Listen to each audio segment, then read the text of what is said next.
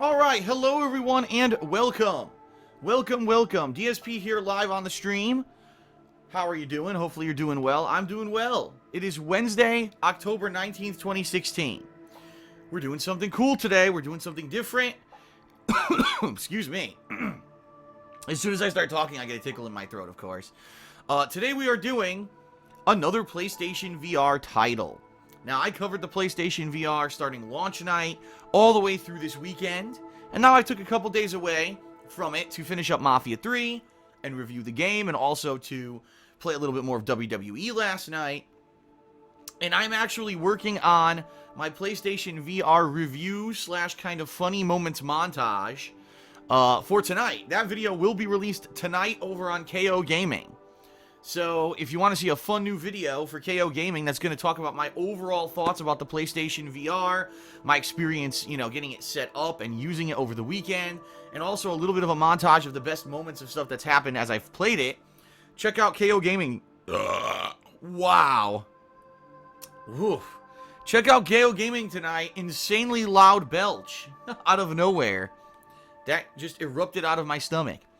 Okay, so that'll be fun, but that being said, one of the titles that I played the demo of on launch night, which was Thursday night, and I have not gone back to, is this game called Here They Lie.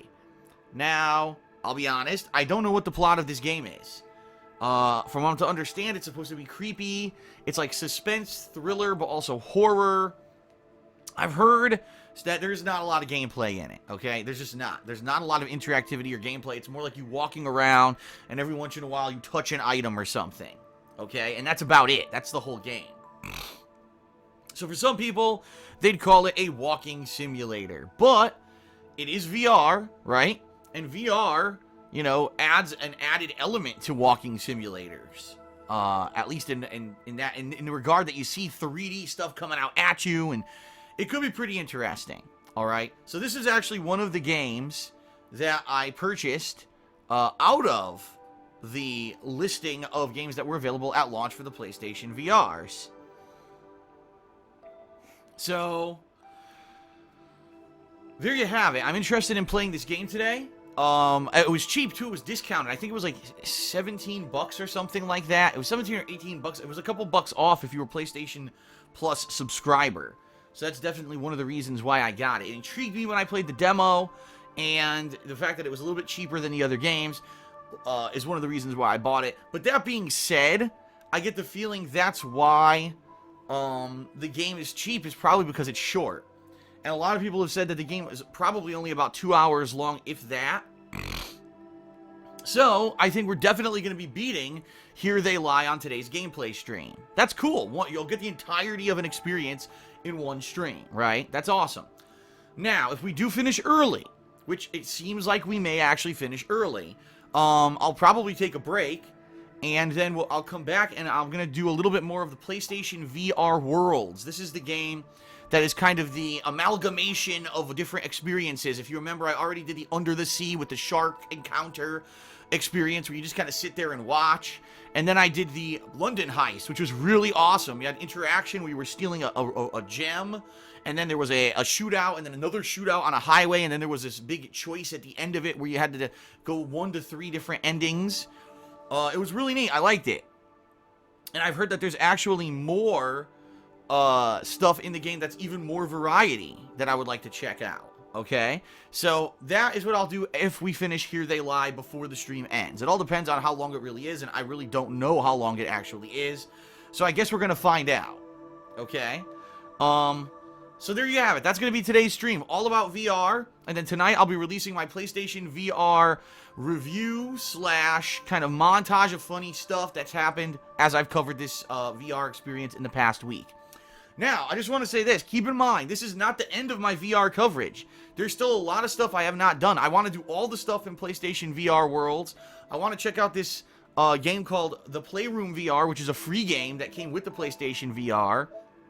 I've still got Thumper that I purchased, and I only played 1 level of that, okay? And there's actually way more stuff to do with the PlayStation VR that I have not even touched. There's way more games and stuff to check out that I haven't checked out. Okay? So, understand, this is not the end of the PlayStation VR coverage. Just because I'm going to be moving on to other stuff doesn't mean that I'm not going to come back to it. And honestly, PlayStation VR seems like the kind of thing that is a cool thing to go back to every once in a while, because there's going to be periodic releases. If you remember at E3, they actually announced there's going to be a Star Wars VR game. There's going to be a Final Fantasy 15 VR experience. There's going to be upcoming things coming out for this that I'm going to want to check out from time to time. In fact, just this Monday, you might not have known this Monday a game was released. I think it's called like Sports Bar or something like that. And it's basically a bunch of sports bar games. You got darts, you've got pool, I think there's like cards, like all things you would do in a sports bar. And they actually said they're going to add more content like chess and other stuff in the future, all in a VR kind of experience. But it actually is kind of similar to, say, PlayStation Home, where you're actually in this bar with other people. So you walk around, you interact, and then you play games with each other. So that sounds like a cool thing, too, that I might want to check out, right?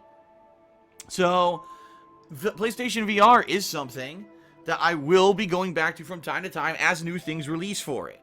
So it's kind of cool. It's kind of a new thing to return to every once in a while, okay? So there you have it. Now, let's talk a little bit more about the rest of this week. Tomorrow, my stream is up in the air. Tomorrow, I'm going to, again, put it in the hands of the viewers, just like I did last night on Twitter with the Twitter poll.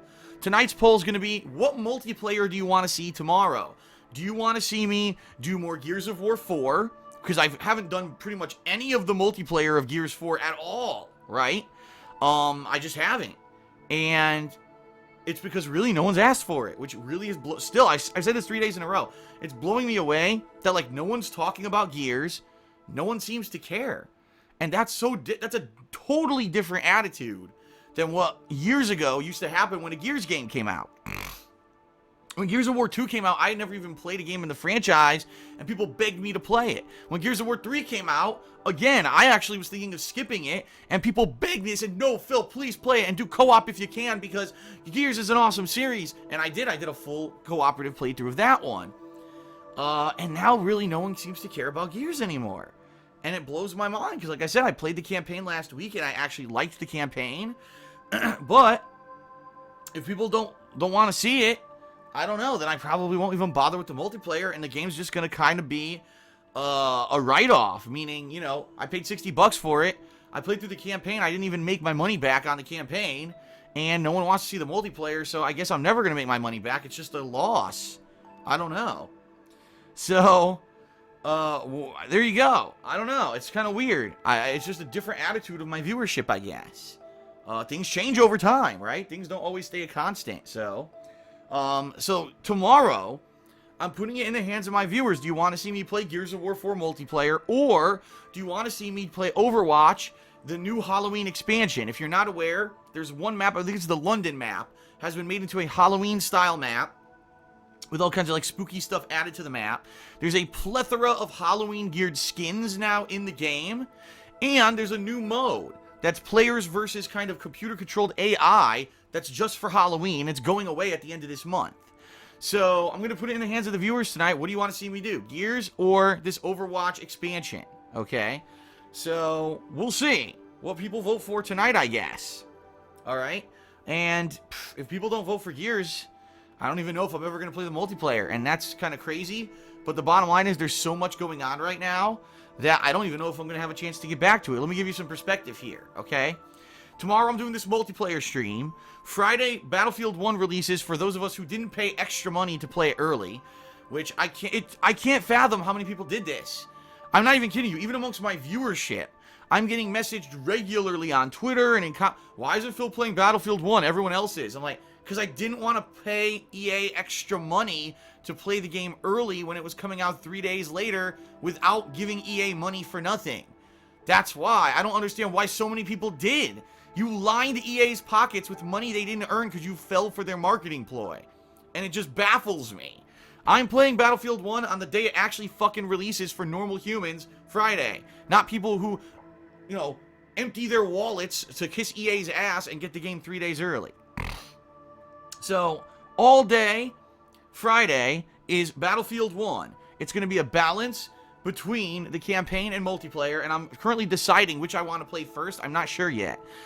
Saturday as well will also be Battlefield 1 all day long, okay? So 2 straight days, it's going to be 4 solid streams of Battlefield 1 coverage. And then I'm going to decide whether on Sunday or Monday if I want to continue with Battlefield 1 or I want to mix it up for variety's sake and maybe do a stream of, say, WWE or maybe do a stream of PlayStation VR, okay? And then Monday also will kind of be the same thing. I'm not sure what the stream's going to be. Monday night, depending on how far I've gotten in Battlefield, I may review it. So if I've played like 5 streams of Battlefield and I beat the campaign and I played the multiplayer, I may even review Battlefield 1 on Monday night. We'll have to see, okay? All right. So, that's going to be the weekend. Now, next week, we've got Dragon Ball Xenoverse 2. We've got the Dark Souls 3 DLC. And Titanfall. Although, I'll be honest with you, Titanfall 2, I'm kind of on the fence about playing. Only because I don't know if I'm going to have time. Because between Battlefield and then balancing Dragon Ball Xenoverse, which I know is going to be a longer game, and balancing the Dark Souls DLC, which I know they usually take a long time to complete, I don't know if I'm going to have time for Titanfall, okay? And quite honestly, I'm on the fence about Titanfall. I'm more intrigued about the campaign of Titanfall than I actually am about the multiplayer, because I played the multiplayer beta, and it was nothing to really write home about. It was just Titanfall with zip lines, okay? So I don't know. We'll see. I have to see how long it takes me next week to get through Dragon Ball and Dark Souls to decide about Titanfall. And then keep in mind, at the end of the month, on actual Halloween, the Halloween Horror Marathon is happening, and I've got a big update for everyone. Right now, there are 4 games clearly in the lead in the polls for the Halloween Horror Marathon, and the games are as follows. Layers of Fear, Condemned Criminal Origins, Dino Crisis, and Spooky's House of Jump Scares. Now, I'll be honest. I know nothing about Layers of Fear or Spooky's House of Jump Scares at all. I hadn't barely even heard of them until they got nominated for this event. So I have no idea what to expect with those games. Condemned Criminal Origins and Dino Crisis are old games. They're games that are going to be emulated on PSN, on my PS3. So in that regard, I know about those games. I've never played them, but I know about them. I know of them. Okay? So pretty excited to see if these games win. By the way, the voting is going to continue until Halloween. So we still got a good 12 days for people who are patrons from the month of September who did not vote yet. They still have a large chance to vote, and they could completely flip this on its head, okay? So we'll see what happens with the voting, but those are the games that are in the lead right now. There's a bunch of other games that are in the running. I actually had 12 games in the running, but they are behind on votes. So if you were a patron from September and you haven't voted yet, get in there and vote. Your vote will count massively. I'm telling you, these votes, every vote is completely changing the rankings here, okay? All right. So, outside of all that, there's not much else to talk about, okay? I want to get started with the stream. Even though we know that this Here They Lie game is short, I certainly don't want to be gabbing here for the entirety of the stream. All right, so, very quickly, a few plugs, and then we'll get started. Number 1, Loot Crate. In the description of all of my videos and live streams, there is a link to Loot Crate. This is a referral link. It's lootcrate.com/darksidephil. If you use that link and then you purchase any Loot Crate subscription, and you also enter the code SAVEME10DSP, SAVEME10DSP, you'll save 10% on any Loot Crate subscription, and it gives me a little bit of referral credit. Keep in mind, you can use that ad infinitum, meaning forever. You can just keep doing a subscription using the code, and you can cancel at any time. And if you want to do a new subscription for any other kind of Loot Crate, you can use the code again and the referral link again, and you save another 10%. Some of the things that are available, you got Loot Gaming, which I just did an unboxing of and I loved. Loot Anime, which I did 2 unboxings of and I thought it was a superb product. The standard Loot Crate, which is more just pop culture, kind of television, movie oriented. There's other ones that are more specific, like every other month they do a WWE crate. So lots of different stuff that you can check out at Loot Crate and save 10%, okay? In addition, please follow me on Twitter at TheyCallMeDSP. Lots of important stuff going up. Just like I said, nightly now I'm doing polls to determine what I do the next day. In the past couple of months, Twitter has been incredibly important because it actually determines what I do during gameplay streams. You get to vote, and you get to see my schedule. You get to see stuff that I'm sharing with. I was watching Wishmaster last night, and I forgot that the Jin in that movie, he's the villain. He smokes. He bums a smoke off a bum. It's hilarious. So I I shared a picture of that because I was watching it. That's the kind of stuff I'll show you. Funny, interesting stuff on social media. And the more people who follow me and like my tweets and retweet my tweets, it helps the business, okay? So please consider following me on Twitter, @TheyCallMeDSP, if you have not. KO Gaming is now back. After a month on hiatus where I made no videos, KO Gaming is back. I just released my review of Mafia 3 over on youtube.com/KO Gaming 1. Tonight, I'm releasing my PSVR video. So you got to get over there and start checking this stuff out again, all right? I know it's going to be a slow build because after being away for a whole freaking month, a lot of people probably wrote the channel off and thought I wasn't doing stuff for it anymore. It's quite the opposite. I'm now doing more than ever before. Okay? What else? Patreon, duh. I almost forgot. How do I forget Patreon? Patreon.com/DarksidePhil. Uh-oh, I'm getting a blip in my internet. Hold on.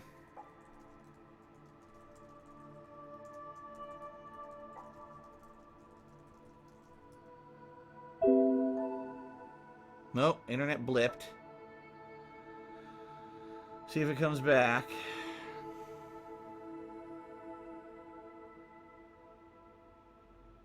Nope.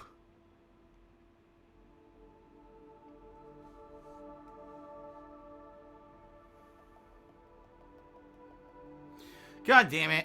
Well, if you're watching this pre-stream on YouTube, well, my internet has dropped out again. I've been having internet issues all week, ever since we had a storm come through here last week.